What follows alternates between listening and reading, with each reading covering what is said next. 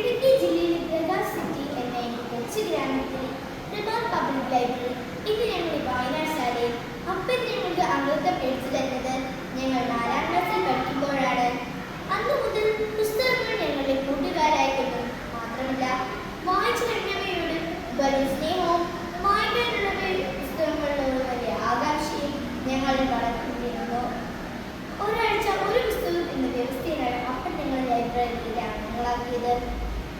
ഞങ്ങൾ അത് വായിച്ച് അതിന്റെ സംഗ്രഹം വീട്ടിൽ പറയണം എന്ന ധാരണയുണ്ടായിരുന്നു.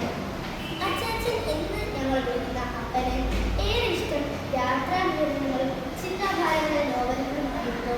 അച്ചാച്ചന്റെ അംഗത്വം കൂടി ചേർത്തപ്പോൾ ഞങ്ങൾക്ക് ഒരാഴ്ച 4 പുസ്തകങ്ങൾ എടുക്കാം എന്ന ആഹ്ലാദമുണ്ടായിരുന്നു. ഞങ്ങൾ ബാല സാഹിത്യങ്ങളും ശാസ്ത്ര നോവലുകളും കവിതകളും വായിക്കാൻ അപ്പൻ നിരന്തരം നിർദ്ദേശിച്ചു.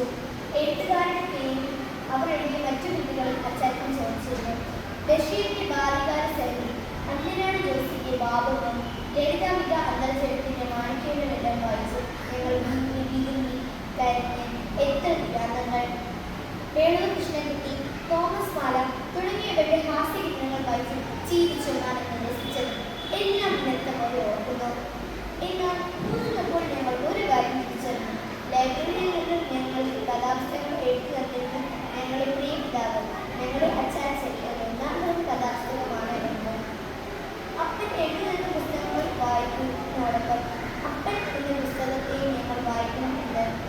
ബാല്യത്തിൽ അപ്പൻ ഞങ്ങൾക്ക് ബാലസാഹിത്യമായിരുന്നു. നല്ലൊരു മാതനെയും കുലത്തിന് മുതലിൽ പോലുള്ള രസിപ്പിക്കുന്ന കഥയാണ് അപ്പൻ. സൗമാനത്തിൽ ശരിയായ തീരുമാനങ്ങൾ തെറ്റാതെ എടുക്കാൻ നിർബന്ധിക്കുന്ന, ഞങ്ങളുടെ കുറ്റങ്ങളും കുറവുകളും കള്ളത്തരങ്ങളും കണ്ടുപിടിക്കുന്ന ആത്മ ശക്തിയുള്ള മാൻഡ്രേക്കും ഡിറ്റക്റ്റീവ് മഹേഷും എസ്.ഐ. പുഷ്പരാജനൊക്കെയായിരുന്നു ഞങ്ങളുടെ അപ്പൻ. ഞങ്ങളുടെ എല്ലാ തട്ടിപ്പും വെട്ടിപ്പും കണ്ടുപിടിക്കുന്ന സർക്കാരായിരുന്നു. ഞങ്ങൾ മുതിർന്നപ്പോൾ അപ്പൻ ഞങ്ങൾക്ക് വിട്ടുമുമ്പോയുടെ പാവങ്ങളിൽ നിന്ന് കള്ളനോട് ഷെപ്പായി മാറി. പിന്നീട് മക്കൾക്ക് പഠിക്കാനായി സ്വന്തം വസ്തുക്കൂട്ടം മുൻകൂട്ടി വിൽക്കുന്ന ടാഗോറിന്റെ രക്ഷാവലിക്കാരനായി. ഇന്ന് അപ്പനെ വായിക്കുമ്പോൾ അപ്പൻ ഞങ്ങൾക്ക് ആരും എഴുതിയ കഥയില്ല. ഞങ്ങളുടെ ജീവിതത്തിൽ രൂപപ്പെട്ട ഞങ്ങളെ രക്ഷിക്കാൻ, ഞങ്ങളോട് ക്ഷമിക്കാൻ, ഞങ്ങളോട് സ്നേഹിക്കാൻ, ഞങ്ങൾക്കായി സ്വന്തം ശരീരം വെക്കുക നിങ്ങൾക്ക് വേണ്ടി മാത്രം എന്ന് മാത്രം പറയുന്ന ദൈവത്തിന്റെ പുതുതായി ഞങ്ങളുടെ കുടുംബത്തിലെ കുരിശുഭാരം ഞങ്ങൾക്ക് ജീവനുണ്ടാക്കാൻ സ്വയം ജീവനർപ്പിച്ച രക്ഷകനായി. 2026 ജനുവരി 17 ഞങ്ങളുടെ അച്ചാച്ചൻ ഈ ലോകത്തിൽ നിന്ന് സ്വർഗ്ഗത്തിലേക്ക് യാത്രയായി. ഇന്നുവരെ ഞാൻ എഴുതിയ കൊച്ചേരിന്റെ കത്ത് എല്ലാം വായിച്ച് അഭിപ്രായം പറഞ്ഞ അച്ചാച്ചൻ എനിക്ക് അക്ഷരത്തില്ലാത്ത പുസ്തകമാണ്.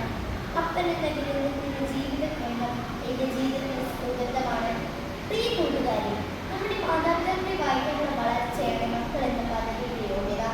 നിങ്ങളുടെ മാതാപിതാക്കളാകും വായിച്ചു തീരാത്ത പുസ്തകങ്ങൾ. ആ ജീവിതകഥ ദൃശ്യാവിഷ്കരമാകട്ടെ നിങ്ങളുടെ ജീവിതം. സ്നേഹത്തോടെ